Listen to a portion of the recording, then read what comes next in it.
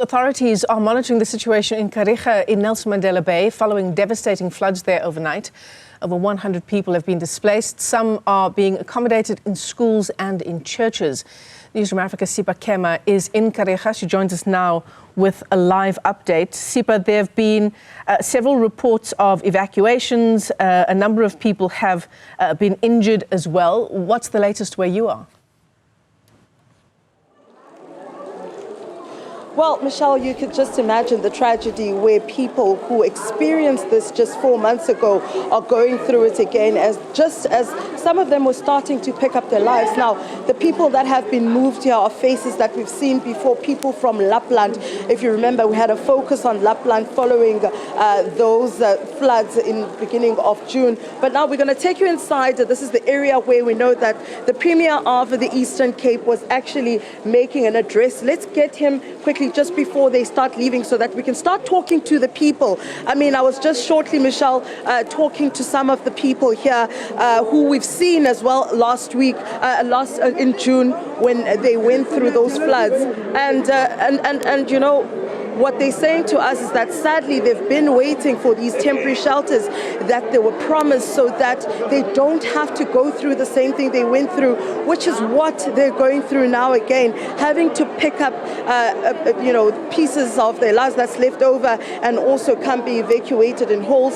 And now they're waiting to be told where to from here, as you could just imagine. Now, before we talk to the people, I think let's bring in the Eastern Cape Premier, Oscar Mabuyane. When we arrived here, he was addressing some of the people in here that have been moved to Rosedale, asking them to be patient as plans are in place. Now, Premier, I mean, these people have just been through this 4 months ago. Here they are once again displaced and now in a community hall again. What is the short-term plan right now to help resolve this issue? I mean, having children, men, girls, women in one hall is not conducive. Definitely not conducive, Sipha. We are working with the teams, disaster teams. They've been working right through the night, trying to find quicker ways of mitigating these disastrous effects. We're looking for more public facilities, government halls where we can relocate some of these people. I know mothers here with children will be placed also around here easily, but we've got support coming up, the interim relief, blankets, food. There must be a soup cushion running here permanently to make sure that people keep on having a coffee and all that. So government is trying its level best. We've got a serious problem to deal with and really mitigate these challenges of global warming or climate change in this area. The disasters are really hitting us very hard, and we're a disaster-prone province. It's just that we take some time. You know, the last ones were declared nationally. We had to wait for nationally to get resources coming. We're still waiting for the money to fix some of those infrastructures that were damaged. Maybe that MISA did the program of doing assessment and the report was done. We're waiting for Treasury now to release money. Minister was committing that the money is on its way to municipalities to make sure that they are able to catch up with that. Now we are back to square one. This is a problem. It can't continue like this. We need to do much better on planning. Also stabilizing the governance here. I was worried when I saw the report that we got about a few days ago indicating these challenges and the status quo of the municipalities. So I was asking the same question. Where are we in ensuring that we address the previous disasters? Only to realize that we don't even have an executive director responsible for disaster. Huge gaps in the municipality, about 5 directors and not employed. I mean, things like those, they show that whatever that we can try to do as politicians, as long as we are unable to address that fundamental problem of getting the system functioning.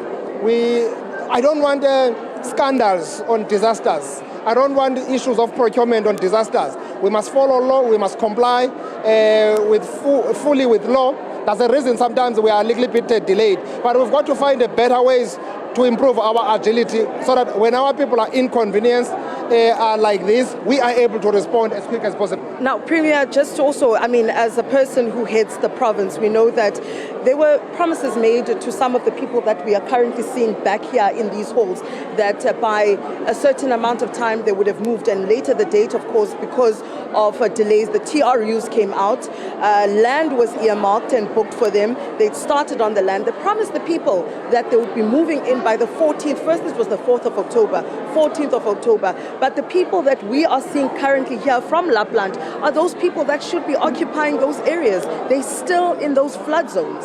There's a clear plan, clear program that is delivering on a weekly basis. The plan of these TRUs, Human Settlement Minister is actually having her hands full on this issue, working with the MEC. The progress now is really gaining momentum. Yes, we might have delayed a little bit to get procurement right and address that, but there is a serious movement now in getting those houses right and also trying to find a permanent solution. We've got to find a permanent panacea to the challenges of disaster here, because we'll forever be coming here time and again. And that's a problem that will continue hitting us hard. But now, also just one last question, Premier. When we look at it now, I mean, as you say, talking about the instabilities of this municipality, one of the main issues that came with the previous floods were the issues with cleaning up of drains. Seems like just again now, streets are flooded in KwaNobuhle because of the same issue. Just something small as cleaning up a drain. Well, that was attended to, but the real problem that you see here is a problem of drainage system, more than drains themselves. If you look at these areas, we have got surface roads here that are without a drainage system. Every time you have got this problem of floods, the roads are becoming dams themselves. So you have got a problem that proper planning needs to be looked at to address this challenge, ongoing problem of disasters here. So those are things. I think we need not just to do things for malicious compliance. We say we're developing, people are putting tarred streets and all that, but we're not putting up a proper infrastructure, the bulk water infrastructure, the drainage system, the sewer and all those. So those are real challenges. But from that point, there was work done to clean those drainage. But the issue is, it must not be incidental. It must be an ongoing, it must be a maintenance plan that responds to that. And you need a proper functioning municipality that is focused on that. All right, so thank you so much. That's the Eastern Cape Premier there. Michelle wanted to get him just before he leaves. But of course, when you come back, we're going to speak to the people that have found themselves in this dire situation, once again having to leave their homes and their personal belongings to come and occupy space, and also a bit of confusion as to where exactly are they going to sleep tonight. Yes, right now this is where they're being brought in so that they could be away from those areas, but regarding the plan on accommodating them for the next couple of days, that's the issue, and that's what we're going to talk to some of the people here about. Michelle. Sipha, Kema, thanks very much indeed for that update.